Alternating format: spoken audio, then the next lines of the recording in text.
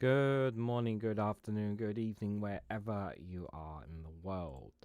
This is REGANELITE here. Hello, guys. How are you all doing? Hopefully, my mic sound won't be too low. Welcome to the Snowflake Viewpoint episode 93, guys. Live on YouTube and Twitch. Hope you guys are all doing well. This is a test run, literally to see how I do. For those who don't know, who've been under a rock, I've been really unwell, and I'm still battling it. I have got something from the doctors. I will not be taking it until tomorrow. However, I have taken something before this live stream, something to help heal. I don't know how good it is though. This is for the treatment of painful and sore mouth and throat condition. So I've taken it. See how it does. Although, to be fair, like literally just 10 seconds before we went live, I did a big cough. So that's not a very good sign. Context, good to see you, buddy. Hope you're doing well. Mad Monk 33, Jow, Billy Kershaw, Mr. E, Dave McGuinness. Good to see you all. Hope you're all doing well this evening. Great shows today from Dave McGuinness and the two Davies. Check out their stuff, guys. Wonderful stuff they do there. Like I said, we'll see how this stream goes. If I get all the way through, great. If I don't, I don't. It is what it is. Definitely not live streaming tomorrow. But as for Wednesday, guys, I've already made the decision to cancel the Snowflake Roundtable with myself, Daily Blase, Jenny, Random Scottish History, and Big Madge. Reason I made the decision is I don't want to leave them. I don't want to at the last minute make a decision and say I'm not sure if I can do this or I can. So it's better for me to cancel it in advance. And I'm not going to be booking like any live streams like that until I am 100% fully back to normal. So until then, we're just going to take things as it goes. Short videos are going to remain the same. They're not hard to do, trust me, guys. But every now and then, I'm going to try and do an odd live stream here and there. See how it goes, just like that. No main videos. They're too much on the throat. Joe Lefty, good to see you. Ginger Lefty, sorry. Good to see you. I hope you're doing well. I went to the doctors today, Joe. They give me a bunch of stuff. Actually, I'll tell you what, because I might as well show you guys anyway, because I've got a whole bunch of stuff anyway. So the problem is, I'll level with you guys. The doctor doesn't really know what's wrong with me. It's not a very good sign, is it? But they've given me this. I don't know if you can see that. They said it was try it and see how it goes. It's not really something that I don't think is going to work.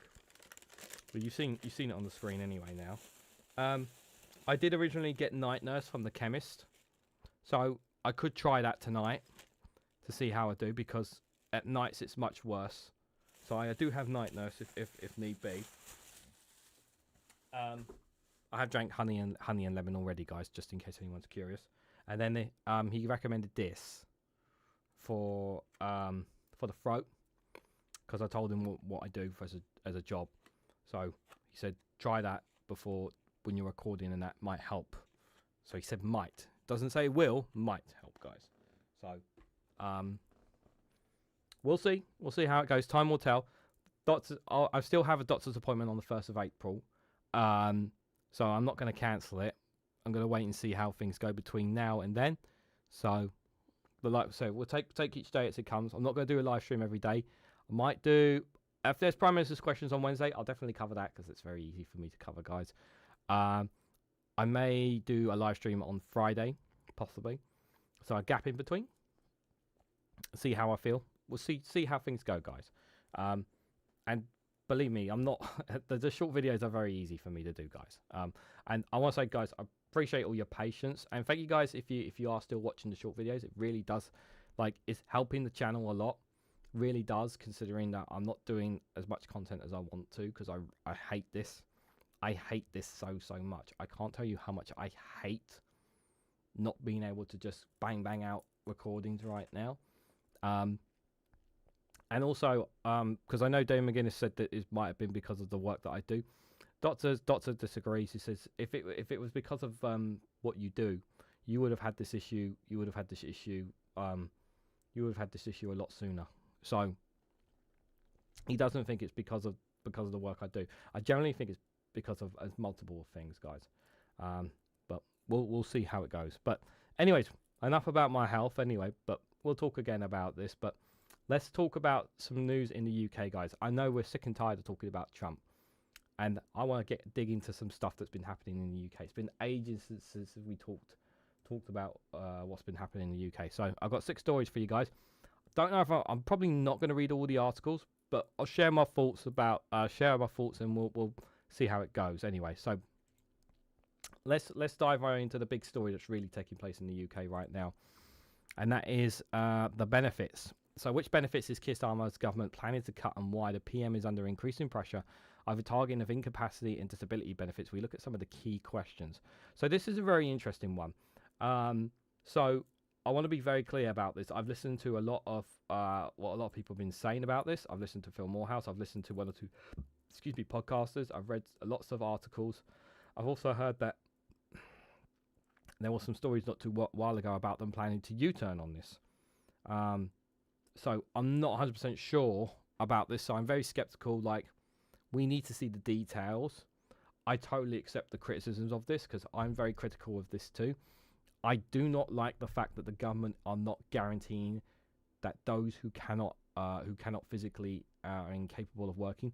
Why can they not guarantee that those who are incapable of working? Why can they not guarantee that their benefits will be protected? Why can they not guarantee that? That one should not be hard to say. It's inhumane. It's cruel, and them keeping people waiting on this decision is causing severe stress and anxiety for so many people. It's just not fair. You're creating unnecessary stress and anxiety on people by not being clear about what you're doing here. It's just not right in any way, shape or form. Like, in the end, if the government ends up not going after people who cannot afford to work, then great. But do I trust this government right now? No. I feel like they're playing with people's lives, literally, over this. They really, really are. And it's just, we've talked about the winter fuel payments. We've talked about the 2-child benefit cap, and the decision still not to remove that. Yes, this government have done some positive things. They have done some good things. We have to give them credit where it's due, guys. They've not been as bad as the Conservatives. However, this is another one where really, really, Keir Starmer has done terrific when it comes to the global stage, guys.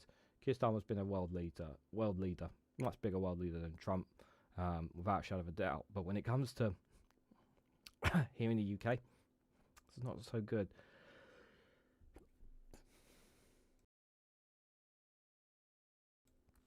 Must mute mic. Regan, take your time.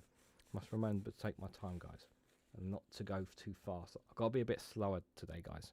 I have to be a bit slower. Good morning, Steve McMahon. How are you doing? Hope you are doing well. And yes, Mad Monks provide a link to the 2 Davies channel. I know a lot of you guys have come over from there as well, and I appreciate those who come over from there as well. Really, really do. So let's have a look. Which benefits are facing cuts? Labour sticking to the Conservatives' plans to spend cutting on the UK incapacity benefits by £3 billion by the end of the Parliament. If anyone's wondering, I'm just having a whole soother to help with my throat. There are reports that ministers will seek a further billions by reducing eligibility for personal independent payments, PIPs. If the mooted levels of cuts is true, this would be the biggest reduction to benefits since 2015, when the then Tory Chancellor George Osborne was to use austerity at a pump. This screams of austerity. It screams of austerity. Now, the government makes this argument that the benefits bill is going up and up and up. And I completely understand that. I understand why the government have concerns about the benefits bill going up, because it is a huge amount of money. But it spits in the face of everything that's happening right now when it comes to the millionaires and billionaires making so much money right now. And when you're seeing what's happening in America, what they're doing over in America right now, you're seeing how millionaires and billionaires are making billionaires, the super rich, making more money. We know that the super rich are still making money here in the UK, despite some of them claiming to flee the UK. It really just it angers the British public. It really does leave a sour taste in people's mouths. It really, really does. It does come across to me like this is austerity, because they're not giving that assurances, and it's deeply frustrating.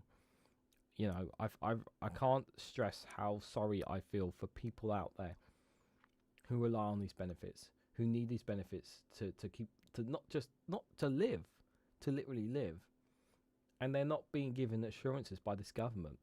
And we know how difficult it is. You know, I didn't see the video, but I saw apparently Nick Ferrari was saying it was too easy. I don't know if it's true or not. I didn't see the video. I don't know if it was from Max or somebody on YouTube. I saw a thumbnail of basically Nick Ferrari implying that getting benefits is easy. I'm so sick and tired of people saying that it's so easy to access benefits. They have no idea how hard it is to get benefits. They have no idea how difficult it is for people. And again, I've got to apologise. It's not benefits. It's entitlements. Because that's what it is. You know, when people are struggling, you should be entitled to something to keep you going. The job of the British government, or any government, its number one priority is to look after its people, to protect its people, to give the people it's under, everything it needs. The reality is that British public have been abandoned for a long time by the Conservatives, and that there is this growing sense, and polls do speak it, that many people just feel dejected by politics, and they feel that the Labour are no different than the Tories by some of the language that you're hearing, by some of the actions that this government are taking, and not enough's been said about some of the good things that this Labour government have done, because I have to be honest, you know, they have done some good things, and we obviously, understandably so, the negatives are really, really bad from them, are really, really bad.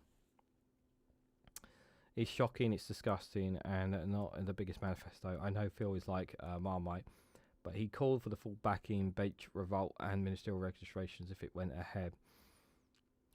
Yeah, Phil's being very careful with what he's saying here, because he won't be able to defend this if they go ahead with this. And rightfully so. So what is the difference between incapacity benefit and disability benefits? So incapacity benefits, sometimes known as sickness benefits, it means tested payments have been mainly through universal credit. Claimants assessed as having limited capabilities for work-related activities, receiving $5,000 a year on top of the standard universal credit awards, and are exempt from having to find work. Disability benefits are not means tested and intend to help to meet the additional cost of living a disability. A PIP is the main disability benefit. Depending on the asset level of disability, a claimant can receive between £1,500 and £9,610. Why?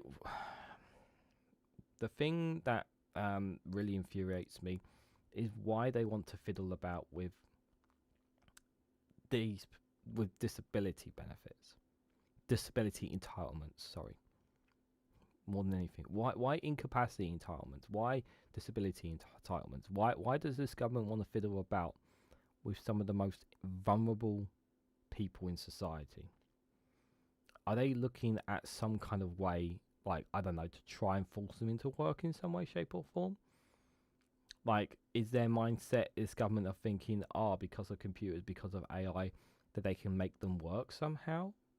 Like, that's what's coming to my mind when I think about this.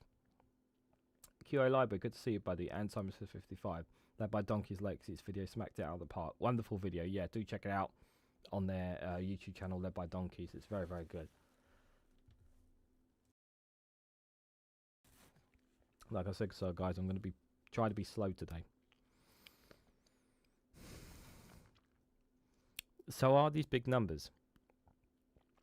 So yes, but not out of the ordinary. So overall spending on working age adult benefits at about 5% of UK GDP has changed a little in 2 decades, according to the Joseph Rowntree Foundation. The The UK spends more on incapacity and disability benefits than it did before, but this is offset by reductions in spending on other working age benefits. JFR points out that over the same period, benefit spending on pensioners rose from 5.3% to 6% of GDP, an increase yet to attract the same political attention. Yeah, see, this is one rule for pensioners and one rule for another. See, this is the thing here. You've got to have a level playing field here. You're targeting people's entitlements here, and but make no mistake about it, pensioners are entitled to something too here. I don't like that they went after pensioners and the winter fuel payments. I don't like that they scrapped the universal system. I get that there are some people who didn't need it, but I still think it was wrong what they did. But I'll hold my hands up. I said that if anybody died over the winter as a direct result of it, it should be on the front pages. Didn't make the front pages, did it? So I'm sure some people may have suffered, but I don't think anyone died as a direct result of the winter fuel payments. I mean, I'm more than happy to be proven wrong if someone can find me a story. But I've just got to be honest about that, on that. So, our benefit bill's just about cutting the size of the bill. So the government says its mission is to make a principled changes to the broken benefits system and help ill and disabled people move into work, not just cuts. It will improve incapacity benefit claimants with tailored skills and job support, while reducing cliff-edge risks that people would lose benefits if a job does not work out. Campaigners say arbitrary cuts will push some incapacity benefit claimants further from the job market. It is unclear how cuts to PIP, which is not an out-of-work benefit, can enable recipients to keep a job, will increasingly employability among disabled people. The problem with the entitlement system, and I'm not going to call it benefits, I'm going to call it the entitlement system. The problem with the entitlement system is you have to link it to the healthcare crisis. You have to link it to the cost of living crisis. You also got to link it to crime. There's lots, you got to link it to the social aspects of communities as well. All these things have to take into account when you think about the entitlement system that people are entitled to have. And that's a really important understanding here, because I mentioned this already, but on Max's live stream, the increase in minimum wage doesn't mean nothing. Doesn't mean nothing to get an increase in your minimum wage if your council tax has gone up, if your water bills are going up, if your energy bills are going up. It's literally like, you cannot tell me that all these other bills that are going up, plus I'm sure there's other bills that have gone up that you guys can tell me as well. You can't tell me that the increase in minimum wage is going to fix this problem. Clearly it's not. We have to freeze or reduce people's bills, because while also increasing the minimum wage, we need to close that gap. Because if you close that gap, you'll also have less people needing to be on entitlements as opposed to wanting a job, because there is that prospect that there are some people who are happy to be on entitlements instead of working because of the pay. So I do think that plays a part in it too. And obviously, like I said, people in crime and gang-related crime is also linked, and we talked about the healthcare system in the past, guys. And I do generally believe that Ben Shaw, good to see you, buddy. I do believe that the National Healthcare Service is, at the moment, seems to be on the right path. Seems to be. I'm very hesitant. Like I said I would judge it at the end of the year where it is from the start of the year. That's what I said. But the massive overhaul changes does raise some questions about what West Streeting and this government are doing about it. NHS England. Well, NHS England is going, isn't it? So it does raise some questions. But for me, at the end of the day, if services improve, if waiting times are reduced, if people are getting more care and treatment, that's the most important thing out of all this, I think. So why are more people claiming incapacity and disability benefits? So, deep breath, Regan. About 1 in 10 of the UK's working age population receive incapacity or disability benefits, or both. A rise of 1 million since 2019. So mental illness accounts for 4 in 10 of all new claims and about 70% of claims by young adults. This rise has led to jibes about a mental health culture that has supposedly been exploited by snowflakes. A more protest driver of increased incapacity benefit take-up is the rise of the state pension age. Government statistics indicate more people waiting longer to retire accounts for a third of the growth over the last 5 years. This issue with mental health. So we, in particular with mental health, guys. Now, we know before even this government won the general election that they were going to be putting more money, particularly into mental health within the National Healthcare Service. And I'm all for that, because as you guys know, and some of you guys experienced it yourself, the difficulties of mental health and how to overcome them. I don't accept this claim that there are people that the majority, I'm going to say majority, I don't accept this claim that majority of people who have mental health issues, who are on disability entitlements, are just taking advantage of the system because of their mental health. If you generally want to help people get off the entitlements and into jobs that they can work from a mental health perspective, we need to help them find something that they are comfortable with doing to help them overcome this issue. And one of the best ways I think one of the best ways is for mental health, I think, is exactly what I'm doing here, guys. Exactly what I'm doing here. You know, working in front of a computer is one of many ways that these guys, that some of these guys and girls who have mental health issues could overcome. If they can get them an internet connection, hell, even if they can't afford the internet at home, internet cafe, they could do work in an internet cafe. There's options there. If they're not comfortable, obviously, being in like a retail environment or a certain occupation, but it has to be done with the care and compassion of these people, and understanding the mental health barriers that they have, and how they can help them overcome these barriers so that they can become a productive person in society. It has to be done in a humane way, and that for me is the most important thing when it comes to trying to get people off, if you want to get them off entitlements, if you want to try and get them off. But obviously, like we say, not everyone can come off the entitlements, because they're just not able to. 67% said they had turned down their heating, and 63% said they were consistently cold, says Steve McMahon. 60% said they had cut back on hot meals, he says there also. Steve also says the welfare system was designed to be comprehensive and non-judgmental. That doesn't mean that it's a free meal ticket, but it's designed to support the most vulnerable. Labour is tearing that up. That's exactly what I mean. The entitlement system is supposed to be there as if you cannot yourself, if there's nothing you can do for yourself here. But my fear is that many people are just going to be pushed out, and that's one of the things I'm very concerned about. You know, that they're going to just take away the entitlements because they feel that this person, whatever their situation is, X, Y, or Z, is going to have their entitlements taken away from them simply because they think that this person is capable of working.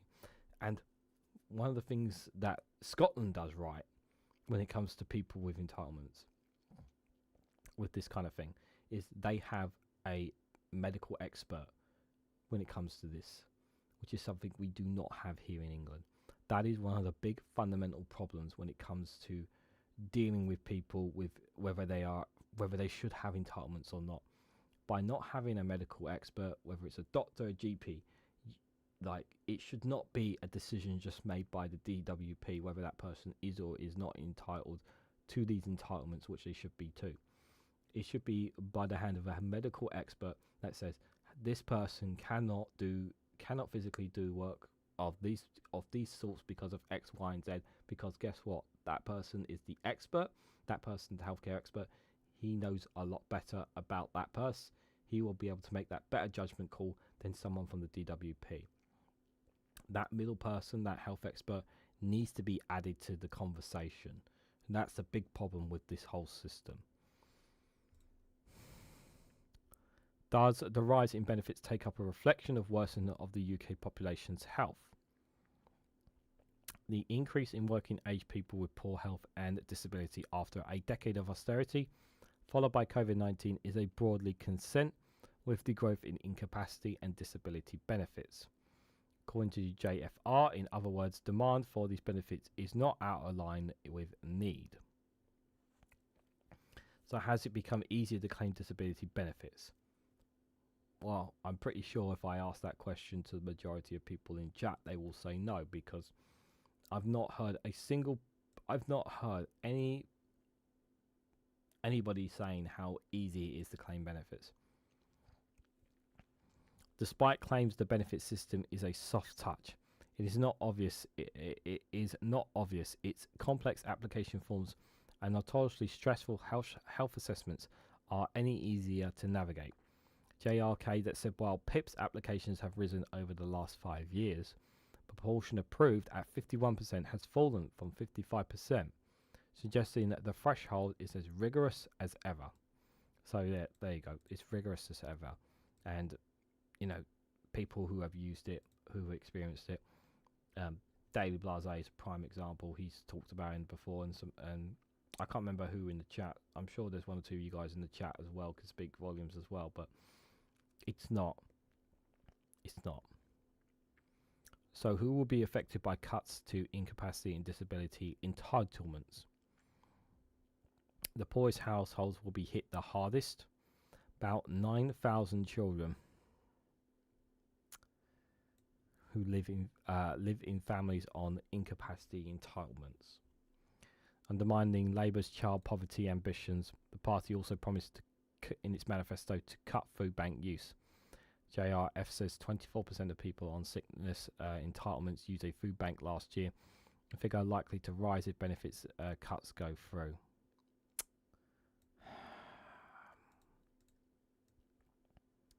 This is so infuriating, if true. I hope that's wrong. I really hope that's wrong, guys. Because we want everyone to have the best possible chances in life. And it's very disheartening to that we don't know for sure if that's going to be the number. But it's still very scary to say the least that could possibly be the number. Entitlements are there to look after, are there when you don't have a job, when you need them. If you are incapable of working yourself, that's what those entitlements are there for. It's really important that people have access to them. I understand the rigorousness, the rigorous behind it to try and I didn't close Discord. Sorry if it's been beeping. I understand the needs to. I understand they want to make it difficult for people to claim entitlements, but you should not make it so hard for people. Now, there was lots of people out there who desperately needed to survive. There are many people out there who just are not capable of working. It's a sad reality. It happens to people. I just like the language and the tone that I'm hearing from this government is very, very concerning indeed. Mr. E says the Scottish benefit system asks the necessary questions without the degradation of your worth and integrity. That's exactly the way you treat somebody when it comes to a situation like this. You treat them as a human being. You treat them with morals, with understanding, to try to help them as best you possibly can. That if you can find work for them, great. But if you can't, then you can't. But what you should not do is push them out the door, which is what looks like this this government is intended to do when it comes to the English.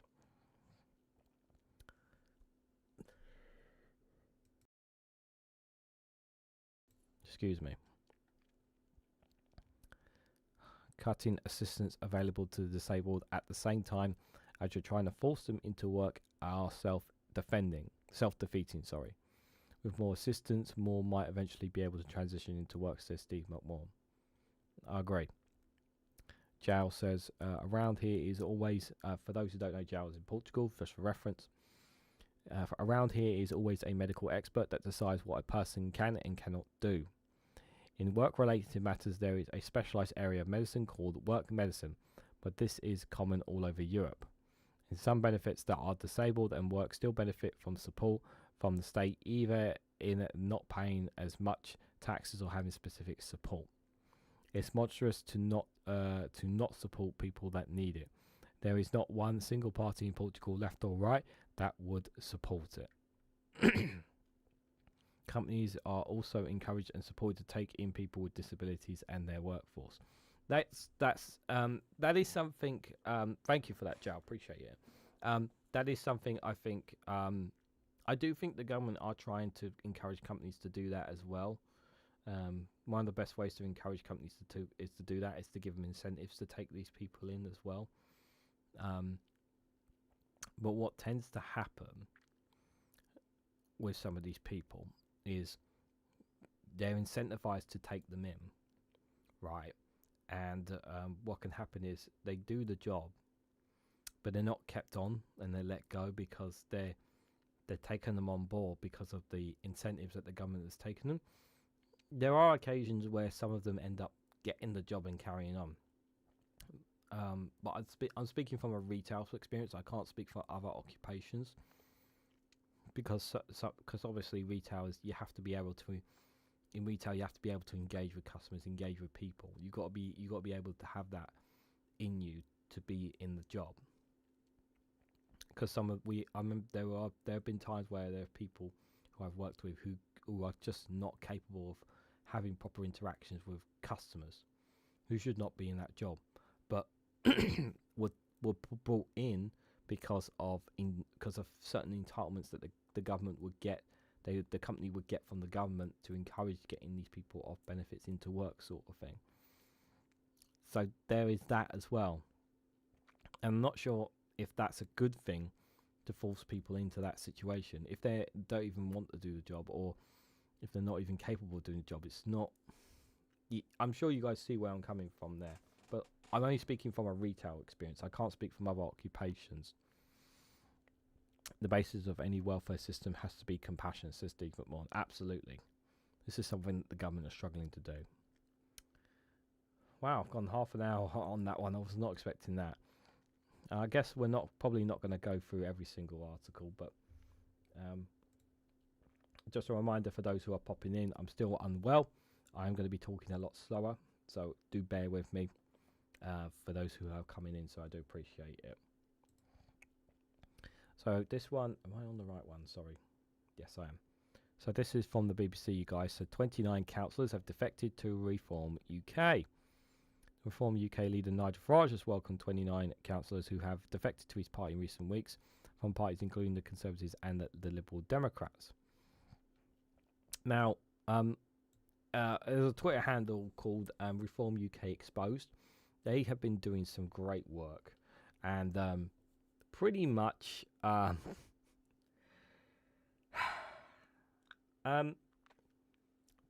when it comes to these councillors, I mean, the only councillors they've been really getting are ones that have been defecting. That's it. Like, they're not winning council seats. They're very rarely winning council seats. It's very rare that I hear it. They've won a few, but it's not really. They're not really making a difference on the grassroots. And you're not going to win hearts and minds by just stealing from other political parties. You've got to have a grassroots campaign if you want to hold these councillors, if you want to expand your company, because that's what it is, it's a company. if they generally want to go in that direction, they've got to put the groundwork in. Yes, I am aware that Nigel Farage made a very interesting interview recently with GB News with regards to immigration. Very unusual tone from him. I may talk about that on Wednesday. But I'm looking at this and I'm just thinking, the general question is these 29 councillors who have defected to Reform UK, can we see these councillors staying on their positions after switching to Reform? If it comes to their votes, when it comes to their council elections, can we see them holding on? And generally my answer is no. Because we're not seeing it on the grassroots level. There's a grassroots level for the Greens, there's a grassroots level for the Lib Dems, there's one for the Conservatives and Labour, of course. There's one, obviously, for the SNP in Scotland. There's you've got to have that grassroots campaign. And they don't seem to have it right now. If the numbers were there, if they were winning councillor seats all the time, you'd hear it non-stop from Reform, you'd hear it non-stop from GB News that they're winning. But they're not. What they're doing here is snatching other councillors because they can't be bothered to put the work in themselves, and hoping that these councillors will stay in their positions, that they don't lose their spot. They stood a fake candidate in a seat near me, says Ginger. A fake candidate? Was it an AI one then? I can do, Ben Shaw says, I can do any job but been signed off for 12 years up till now. Not about the work, it's the people. We can have the darkest ones closest to can we have the darkest ones closest to Nigel, please? If you're incapable of working, you're incapable of working. With regards to work, Ben. With Farage in the political spectrum, the UK will never get better agreements from the EU. I've never heard from the mouth of EU MPs. People still remember him and his mates. Reform is a disease. Yeah, I think Nigel can change his tone or try to pull away from immigration, but some people it may wash with, others don't. But it's hurting his base as well. So I think he's trying to find a base there, and it's not really working out for him there.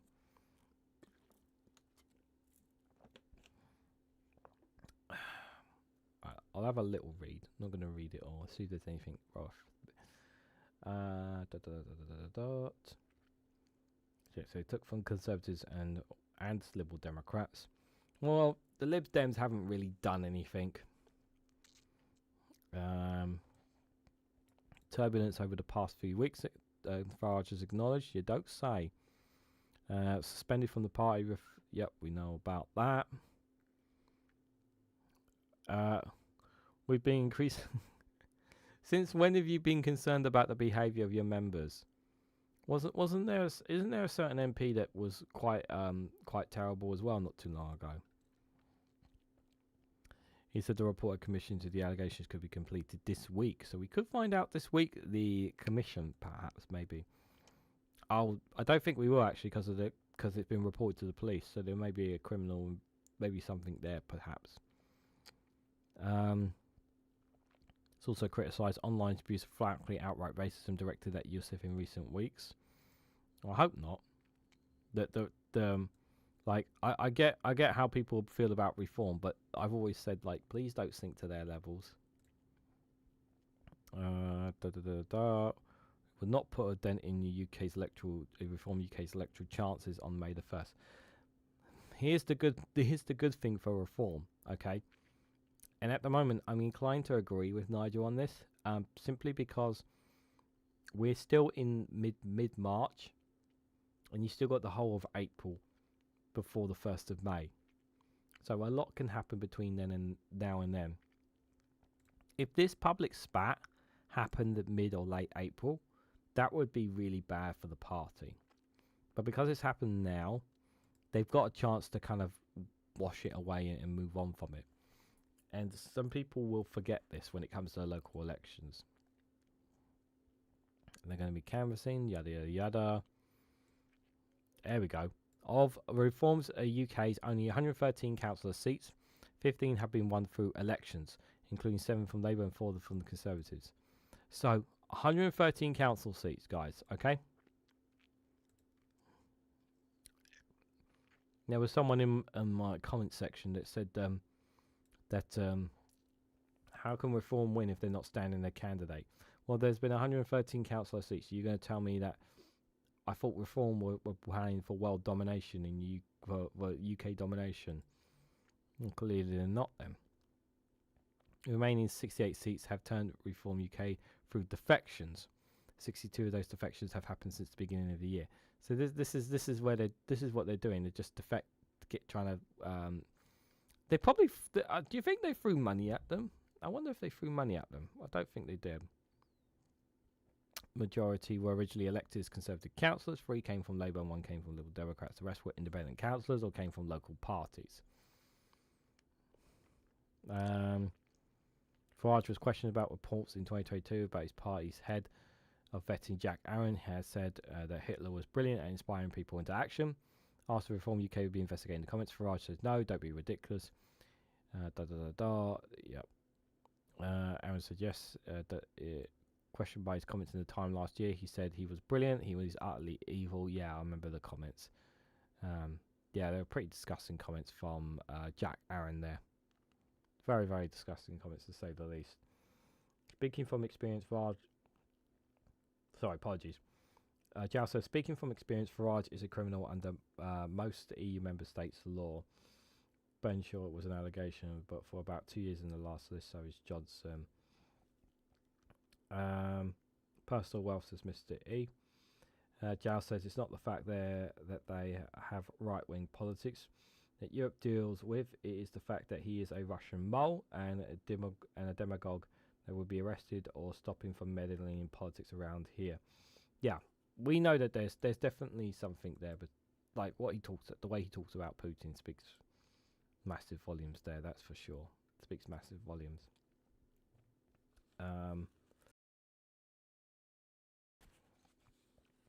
QA Library says the last local elections here in Portsmouth, Portsmouth Reform were polling at 15%. We did have a UKIP controlled council, came through the results. Reform got 0.97% of the vote. Says a lot, doesn't it? Thanks for that, QA. Says a lot indeed. I think those folks in Rejoin should see what EU law entails to most of their politicians and media. Indeed, indeed. So, this next one, I'm not going to read it all because, but I just wanted to show you this headline. I think it's interesting one, exclusive from the iPaper here, you guys. So, a military drone factory planned for the UK could create thousands of jobs. Sounds good. We always want more jobs created, which sounds good. Only problem is it's US arms company Anduril is understood to be considering various British sites for a plant making advanced weapons. Correct me if I'm wrong, but I'm sure we've covered these guys before. I think it was in a piece with Byline Times a while ago.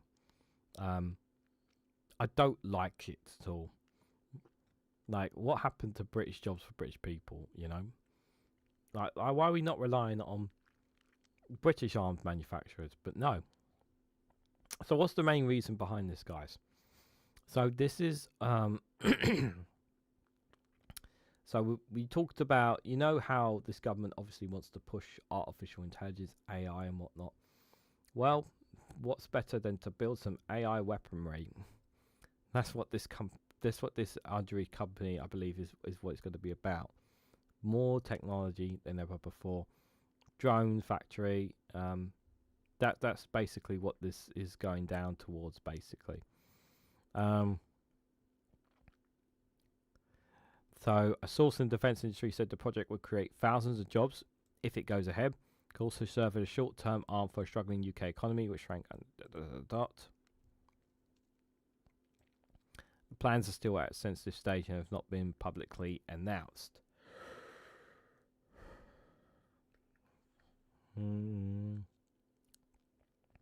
Such a factory will lead a big deal for defence industry. Yep. Well, obviously we obviously don't have enough weapons. Clearly, guys, we clearly need more weapons according to DSOT. One defence analysis questioned whether the UK wants to spend big sums on the kinds of expensive and highly advanced weapons that Andre is seeking to specialise in. They said that the Ukraine war had shown how prioritising greater numbers of cheaper weapons can be advantageous. Well, we need. I do agree that we need a drones factory of our own here in the UK, but I don't want it being made by US materials. If I'm honest, I'd rather it be sourced somewhere else, just in case, you know.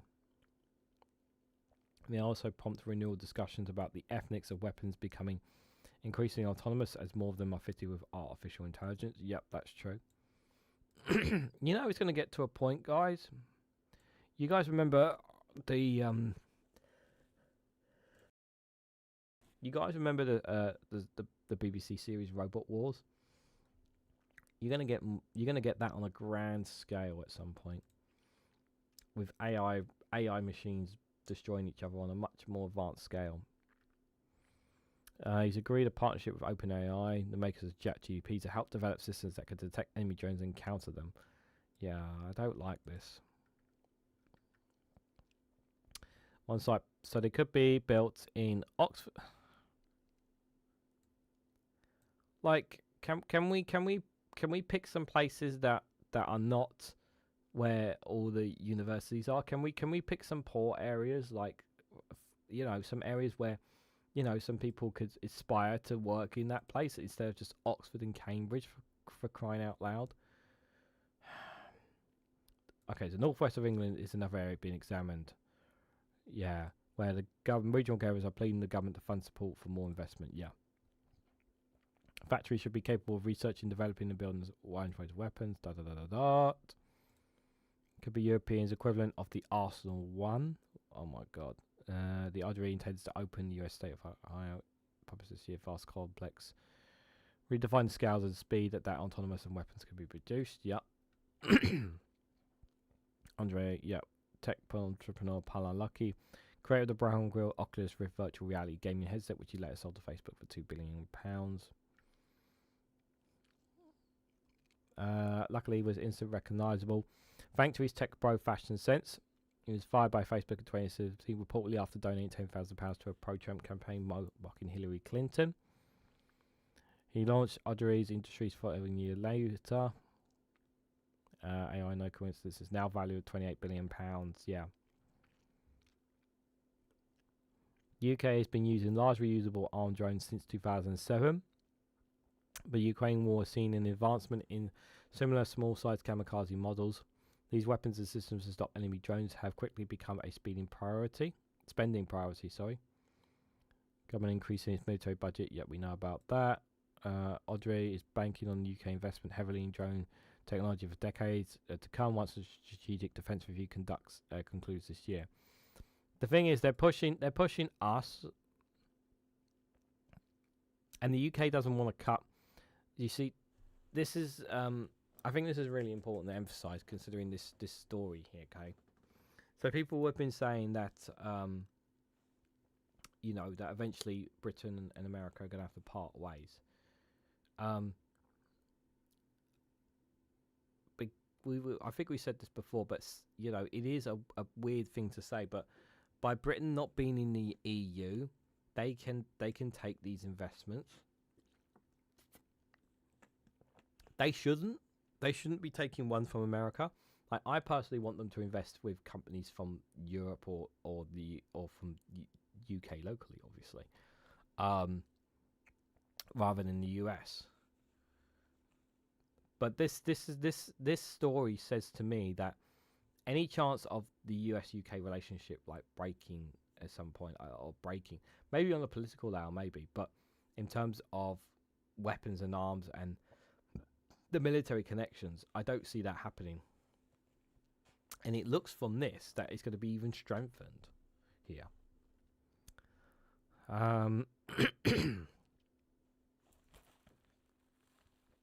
Sorry, I need to swallow there. Sorry. The fund's founder said in an interview with the Times last month that the UK in particular is not planning on growing the size of its armed forces in terms of people.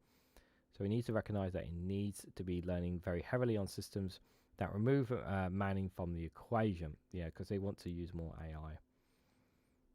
A factory of greater competition for the UK established Defence Prime, BAE, is building uncrewed land vehicles fitted with guns, but is yet to produce any armed aerial drones. Professor Lee said the MOD has previously found it hard to enable startups and other companies to respond very rapidly to the new demands. It seems that Audrey's selling point, they're trying to get the speed and flexibility of small startups, but on a larger scale. If they achieve that, they could be highly successful. AI is moving technology moving forward. I think this will be the first of a number of small similar developments where the defence budget across the whole of NATO are inevitably going up. A German tech company, Heisig, announced in December that it was investing 350 million into UK operations. That's good. German company, including a manufacturing facility for its HX2 strike drones, which plans to make 6,000 of these. Yeah, I prefer. I'm much more comfortable with a German company than an American one right now. UK's ordered drones for Ukraine. Yep, I'm pretty sure we've covered stories like that before. Test the US Army and range Utah. The adverse weapon achieves 6 direction. 6 according to the Adley. It has released. Yep. Okay. Cool. So there's some of the drones there. An expansion of presence here in the UK after the Defence Secretary General Hesley visited its office in Washington this month.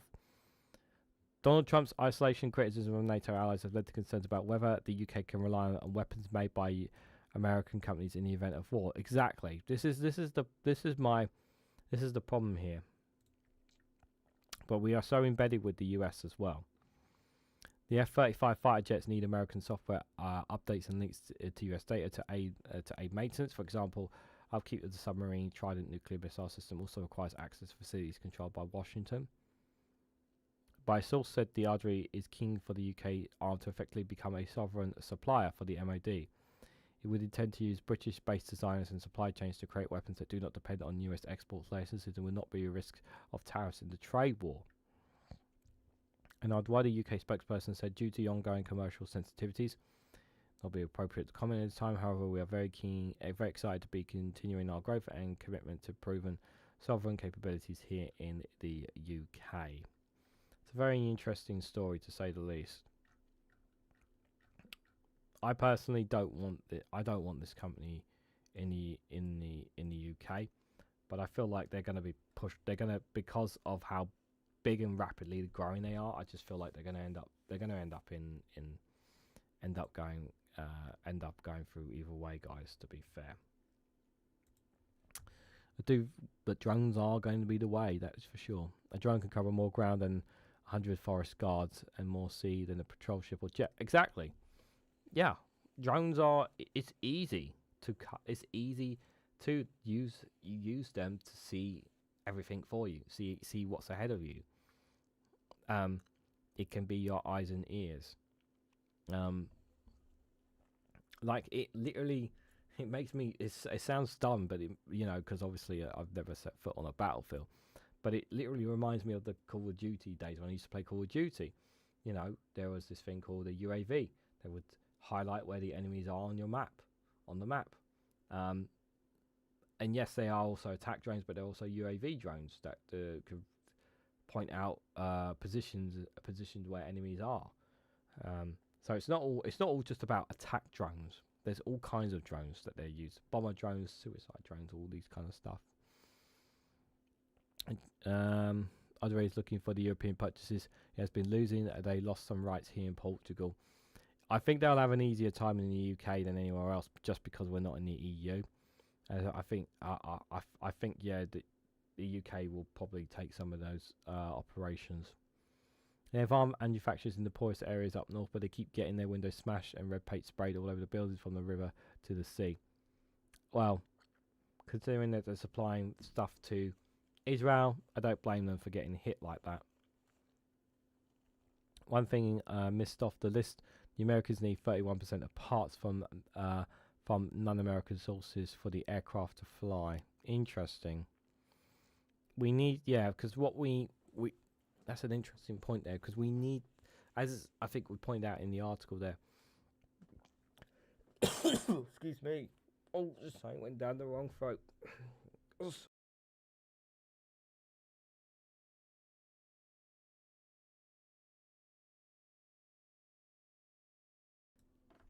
Literally one swallow goes down the wrong way.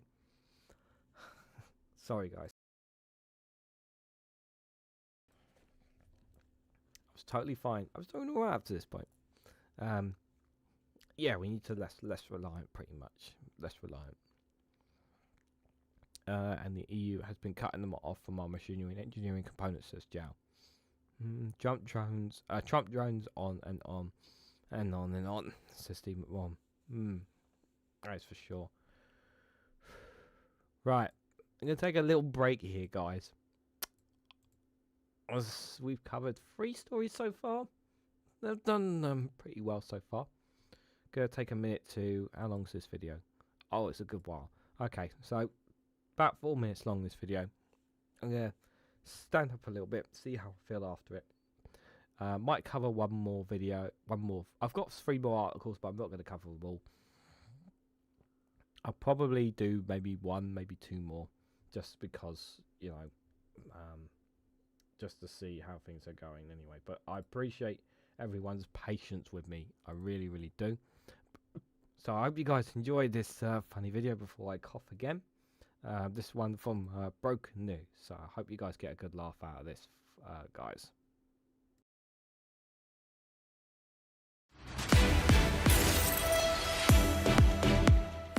Welcome to Broken News. A new report says it's difficult to identify exactly what is causing devastating recent weather events across the globe. Many are struggling to explain these record-breaking and in some cases deadly meteorological phenomena. Our reporter has more. Too many brown people. That's one helpful explanation offered by Bob Widdicombe over on the Broken News Facebook page for these unprecedented climactic occurrences. Thanks for that, Bob. For most of us, we haven't seen weather events like these in our lifetimes. And who knows, Bob could be onto something, as journalists like us struggle to come up with any obvious causes.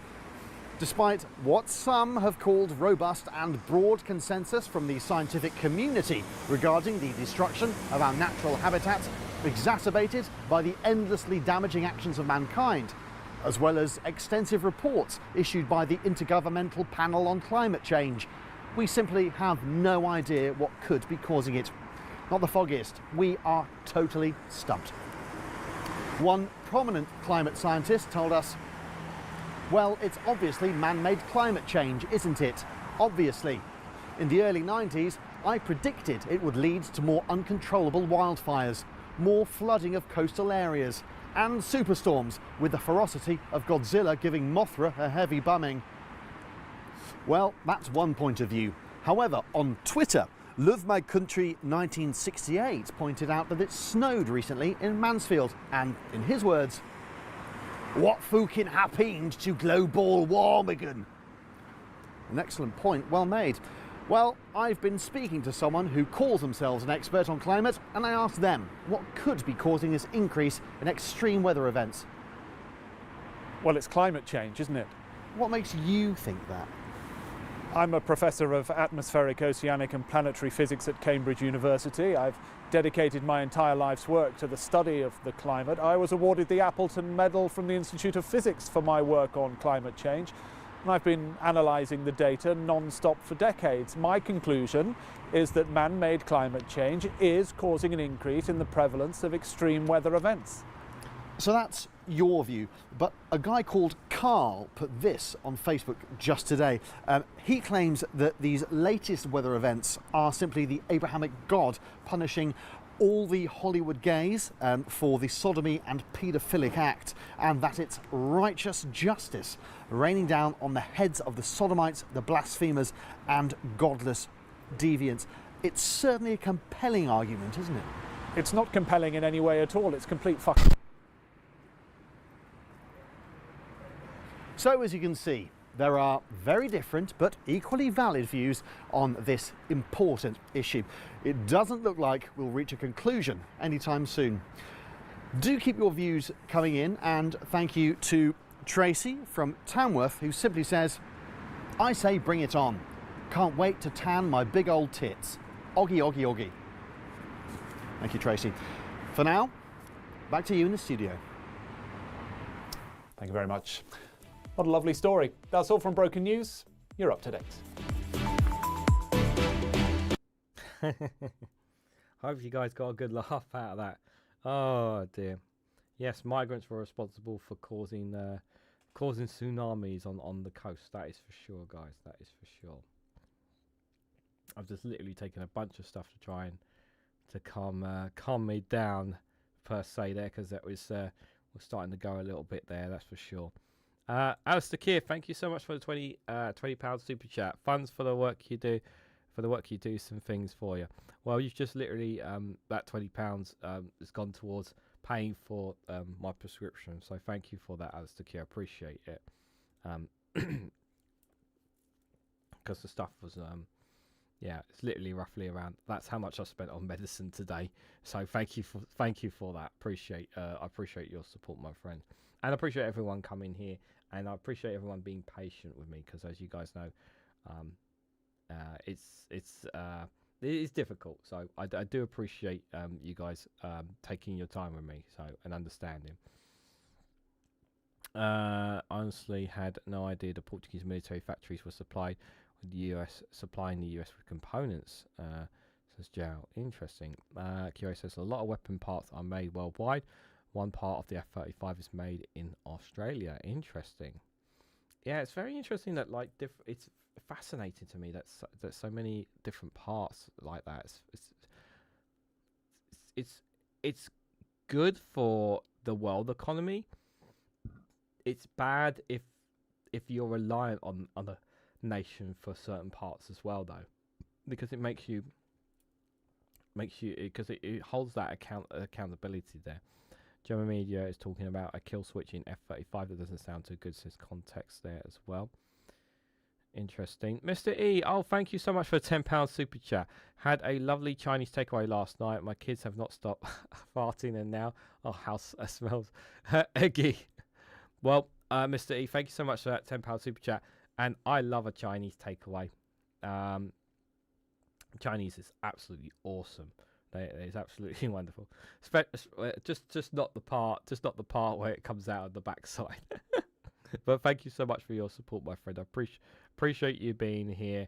And yeah, hopefully you got some air fresheners around the house to deal with that.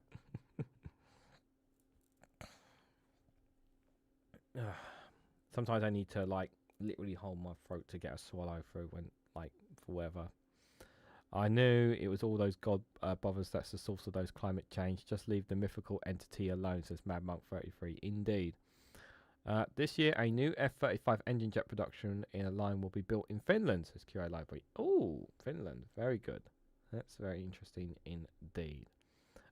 So what's the last story we should cover, guys? Because we have been going for an hour. Let's see. Chagos Islands. I think we'll leave the Chagos Islands one. Yeah, let's moan about this one from Byline Times. We'll moan about this one. So, GB News have been accused of spreading an anti-Semitic conspiracy theory unchallenged, but Ofcom says it can't act. So, claims that migration organisations are controlled by Zionist-type people remain online despite growing complaints. So, this was a video. Apparently, it's available on a website called Baitu. So they I don't Baitu, Bitchute. So they're like a wish.com version of YouTube, I'm assuming. I actually had a look at the website and I was like, are they worse than Rumble? Answers on a postcard, please. This is obviously for GB News original. So let me read a little bit into this context, guys. So a GB News guest has been accused of repeating anti-Semitic conspiracy theories, unchallenged by the presenter, in a show that has now been removed from YouTube, but remains watchable elsewhere online. In the segment titled Ireland's Silent Invasion, the shocking truth behind mass migration, an originally broadcast host Neil Oliver GB News YouTube channel, YouTuber Ivor Cummins suggested that the NGOs who are driving for the many decades the mass migration are all held up by certain people, sick, and that people you're not allowed to discuss, but the Zionist thing, appearing to reference an anti-Semitic conspiracy theory about wealthy Jewish people controlling and coordinating world events.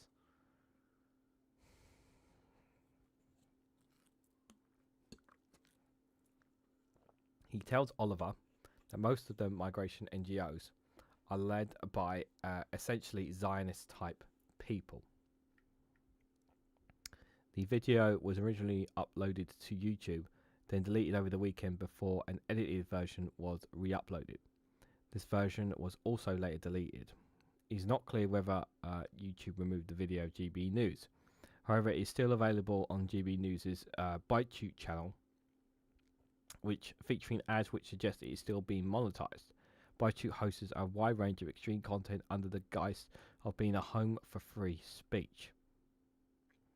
Asked if they were investigating the interview, a spokesperson for the broadcast regulator Ofcom told Byline Times that their rules only apply to Ofcom licensed TV and radio channels. We don't regulate content on their social media channels. If something was broadcast on a licensed channel, then we could assess any complaints against our rules before declining whether or not to investigate, the spokesperson said. Excuse me. Yeah, this is one of the biggest problems here.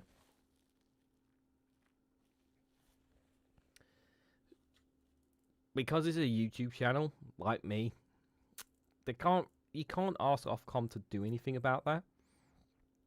But you do have to wonder whether there should be if Ofcom should be doing more behind. We know Ofcom have been weak when it comes to the broadcast aspect, but I'm not sure really they can.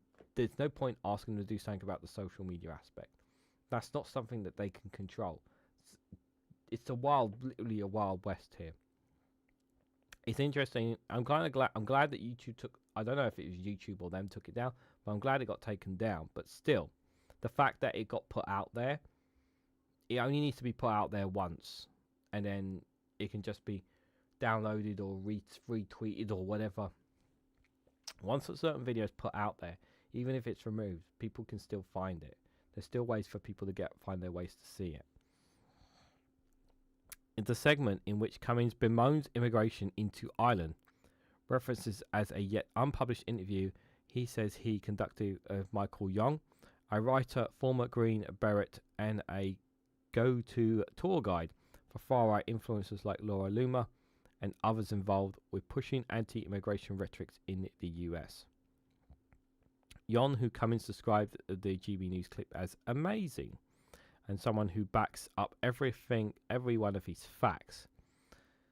Facts, right? Has also reportedly made anti-Semitic claims on a video at an anti-immigration Take Back Our Border rally in Texas, which was circulated online in the footage. He made false accusations about terrorists coming across the border being funded by Jewish money. Oliver's show was moved online last year amid significant concerns that Ofcom had over editorial control of live output at the channel. In that instance, specifically referencing another scandalous live segment involving comments made by Lawrence Fox and Dan Wootton. No reason was given for the shift in Oliver's program structure, but the effect to remove it from Ofcom's remit. Richard Wilson, director of Stop Funding Hate, told Byline Times this toxic and dangerous video the extreme even by GB News standards. But sadly, it's not an isolated example. Any company that buys online advertising would do well to speak to their agency and ensure that their ads do not show up on GB News' YouTube channel or website. Yeah, that's the whole boycott thing. Gotta make sure to try and boycott as much as. The thing is that. Hold on. Sorry about that. Ben Ridgens, good to see you there. Hope you're doing well. There was an article somewhere the other day about the word retard being overused recently, says Ben.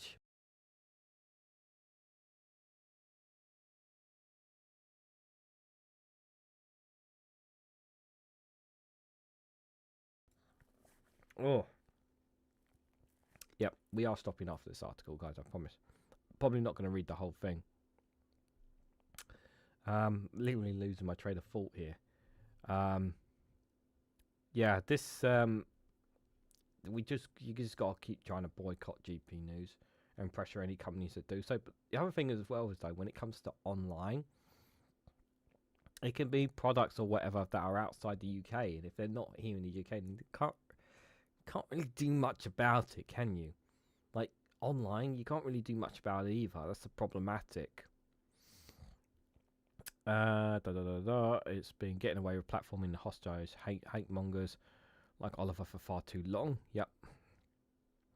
Ivor Cummins suggested he was a victim of propagandist attacks, telling Byline Times it is clear blue water that 3,000 years of history between the wonderful academic religion of Judaism and the late 19th century Zionism. For us to conflate the two is an error in critical thinking, history, and basic research. Yep. But to do so knowingly by echoing the anti-Semitic tropes appears to be an act of propaganda and defamation, which I formlessly reject if that is your purpose here. The most upvoted comment on the video, a bit only up with 3 votes, says it's the Jews. Let's just say it for F's sakes. It's not the first time that GB News or Oliver's show has been accused of propagating anti-Semitic sentiments and conspiracy theories. There's one back in February 2023. In these words, a silent war by politicians take control of the people, impose a one world government. Oh god, yeah, that's that one. As reported by The Guardian, this idea to echo the hoax conspiracy manual silence weapon for the quiet wars, supposedly a document outlining how to build a world dominating governments, prominently figures a section of Rothschild banking dynasty as part of his agenda. Yeah, we don't want to talk about too much of that crap. Scroll down a little bit. Deep State, or surprise, the interview comes with ongoing controversy involving the channel as the supermarket chain Marks and Spencer's. Yeah, Marks and Spencer's been getting hit hard because they've been advertising GB News. I don't know if it was us or someone else been talking about that as well. Alistair Keir, thank you so much for the 5 gifted memberships. That's very kind of you, my friend. Scott Hayes, Andy Mezor, Young Ralph, and Paul Hammond have all been gifted memberships. Thank you for your support. That's me home now, just as it finishes. Oh, we're not done just yet. Thank you for your support. Appreciate it. The retailer, which claims to be celebrating LGBT2+ comments community, and that it only works with suppliers that share our values, is facing the action, which currently has over 16,000 signatures. Following the segment where presenter Josh Howes made a comment saying that the community included pedos, and 2 days later Michael Dewberry, in a discussion on trans rights, referred to these fellas that go around dressed as women being deviants. Jimmy News and Neil Oliver did not respond to a request for comment on this. The thing is that videos like this, it's not just GB News. We know it's not just GB News. There's lots of other outlets who are doing this as well. But obviously, because it's a GB News is the broadcaster, I think what they were trying to do, they were trying to link the two, that Ofcom should do something. But unfortunately, I have to agree, Ofcom don't have the powers to do anything about what they do on their YouTube channel. And it's a sad but true state. Like, what else are they supposed to do? Honestly. Like, I just don't know what they could do. Like, it's frustrating, it's infuriating, and I don't blame people's frustration over it. I really don't. There's only so much we can do. Like, there's been no follow-up from all the work that Byline Times has been doing on GB News and the things that have been going on there. It's really been dumbed down. It's so infuriating that GB News has become like a normal broadcaster among the establishment now. I hate it. I really hate that fact. It really, really is infuriating, because they literally are now the Fox News of the UK. Only I would say they're more extreme than Fox News, probably. Just for reference there. Let me show you some of the. I won't cover it in detail, but I'll just share these stories anyway, just for reference anyway, guys. So this was the other story from the Times, that 1 million children could lose free school meals in benefit change. The switch from legacy benefits to universal credit means pupils could lose their entitlements when they move from primary to secondary school. I don't need to read the article, but it's behind a paywall if anyone's interested. But here's what I'm just going to say about this. Why are we pissing about with children's meals?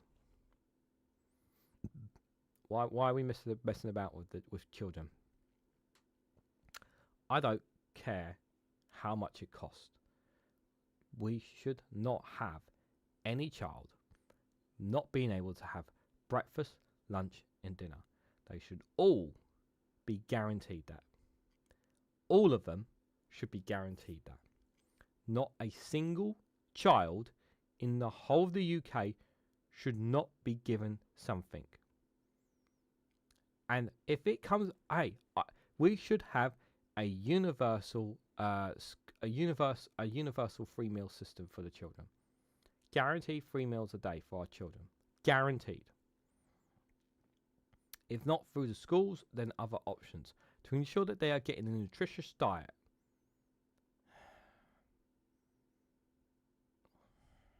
I hate the fact they keep going on about, we're doing this breakfast club. We've introduced it to more constituencies, including Liz Truss, Kemi Baganott's constituency. I was like, whoop-de freaking do. What about their lunches and dinners? You know, what about when they're not at school? Like, and it's only primary. Like, free school meals should be universal. They should be universal. They should be. There's no absolutely Ginger. It's just a way to make the kids hungry and unable to learn. Then you have an American population, says Mad Monk. Yeah, no child should go hungry. No child should go hungry. I hope this is wrong. I hope this is not true. The Times, they always get things right. I hope this is not true, and I do hope that kids are given their meals. But the fact that we have to have a discussion about this is pathetic. This should not even be a discussion. This should be like, no questions asked. Like, is anyone in the general population going to say, we are going to introduce a universal childcare meals guaranteeing children 3 meals a day? Who's going to oppose guaranteeing 3 meals to children? Who is horrible enough? Who is soulless enough? Who is heartless enough to vote against something like that? The majority of the British public will be in favour of it. If it means people paying a little bit more to guarantee every single child, people will certainly go for it. That's kind of system we should have. That kind of system should not be up for debate. It really, really should not. And I'll just show you this little one here. The Chagos one. So British Chagos Islanders who are set to sue the UK government as they demand the territory is not given to Mauritius. So essentially what the story is that these two people here who were born in Diego Garcia, basically they're saying that they're basically what Britain did to the island, what Britain have done to the island in terms of taking the people who were originally there away from it. They feel that they are going to be taken there, that they've been born, they're born there, that they've lived their lives there, and that they feel that they're going to essentially be punched and pushed out basically by the UK government by this decision basically. Where is the big so? Since we've been struggling, we understand it's been treated so poorly by our human rights have been stripped today. Today, the British government is repeating the same mistakes which it made 60 years ago. All our suffering and cries have been heard and been falling on deaf ears. I want to stay British. I also want the right to return to Chagos Island. And that's they weren't the people who are on the islands have they the people who are on the islands now, have they been discussed? Have they been talked to about this issue? I don't think they have. And I think that's a big problem. That's a big problem there, yeah, as well. So this is not going to be as done deal as it says. This deal will forbid me from returning to Diego Garcia, where I was born, and serves only to extend the suffering of the indigenous Chagosians. I'm a British citizen. I cannot understand why we're being treated in this horrible way. The government's attempts to give away the Chagosians' homelands while failing to hold a formal consultation with the Chagosians people is a continuation of the terrible treatment by the authorities in the past. They remain the people with the closest connections to the islands, but their needs and wishes are being ignored. The FCDA was asked to respond to the legal letter by March 25th. They do not comment on potential legal challenges. So the government are aware of this and they have not responded yet. So it will be interesting to see what the response is to this. But yeah, they feel that their voices have not been said on this. And to be fair, I don't blame them for saying that as well. I don't blame them whatsoever, guys, on that. Minimum wage, says Jow. It's just a way, we've said that already. Jow says, we have a system that goes from 0 payments to a very low payment in school meals. Last I saw, the maximum value was around €1 or €2 a meal. Most kids do not pay. It takes all it takes is a parent on a minimum wage. Sorry, my nephew always came home for lunch, but sometimes they ate at school and the meals were decent. And the UK wonders why the Commonwealth is technically dead. A few people were complaining. There were a few people around here were complaining about the RCPA having no staff and that it needed shutting down because it was rubbish, mental. Do they have any idea the consequences of that RSPCA being gone? They're not very bright, are they? It's absolutely insane to call that. But interesting stories to say the least there. Excuse me. I forgot to mute. Damn it. We went west and mixed with the Celts. The Finns went north and mixed with the Samis and Nordics, and the others went east and mixed with the Mongols and Proto-Japanese tribes and others, says Jow as well. Indeed. Well, guys, I've got one last video before I see ourselves out. Let's have one more funny video, guys. And then I'll let you guys know what the plan is for this week. So I hope you guys enjoy this funny video. It's I've probably already heard it before, some of you, but I hope you get a laugh out of it. Either way, just remember, we all have to make tough choices. Are you a government that promised not to raise taxes or cut spending and just kind of hoped that nothing bad would happen in the meantime? Did you tie yourself up in fiscal restraints so tight that you now can't fiscally breathe? Are you all in for growth but all out of ideas and can barely acknowledge that Europe exists? Then you need tough choices. Just a few applications of tough choices will help you balance the books and make you look ruthless and decisive, the kind of bad boy that hero voters might like to choose. Want to find savings? Then take the tough choice to reduce money for disabled people. Need to buy more guns? Then take the tough choice to slash foreign aid. Don't want to raise taxes on the rich? Then take the tough choice to cut benefits instead. By making these tough choices, you'll show those special voters that you're not afraid to make difficult decisions by looking pained whilst doing the things they think you should be doing anyway. It's a win-win. But beware, sometimes an option might look like a tough choice, but it's actually just a bad idea. So, every time you make a decision that might hurt people, just think, do those people have money, power, or influence? Might you bump into them in a TV studio, or a dinner party, or a conference, or your house? If so, then stop. That's not a tough choice, That's just a bad idea. But if those people are poor, poorly or poorly understood, then you're on the right track. Making their lives harder is straightforward, which is what makes it a tough choice, and you'll look tough doing it, because you don't want to do it, which makes it a no-brainer. So remember, tough choices make you look tough. Bad ideas help nobody. Well, help nobody get re-elected. And after all, isn't that why you're in politics in the first place? oh, dates. Where do we see? Thursday, 30th of October, Leicester Square. Interesting. Let me make a note of that, guys. I should make a note of that. What you think? Thursday, 30th of October. I have to check my calendar there. Have not been to a Matt Green show. Definitely want to go, guys. Definitely want to go. So, guys, I want to say a massive thank you to everyone who's come along. Thank you guys all for your patience. Like I said at the start of the show, I've not been 100%. I'm still not 100%. I don't know when I'm gonna get over this, but I think it's fair to say that I've taken it slow today. If I'm up for it, I will definitely be doing Prime Minister's questions on 12 o'clock, because that's quite easy for me to do. I'm very comfortable doing that. As for whether or not I'll do an evening live stream, I don't know.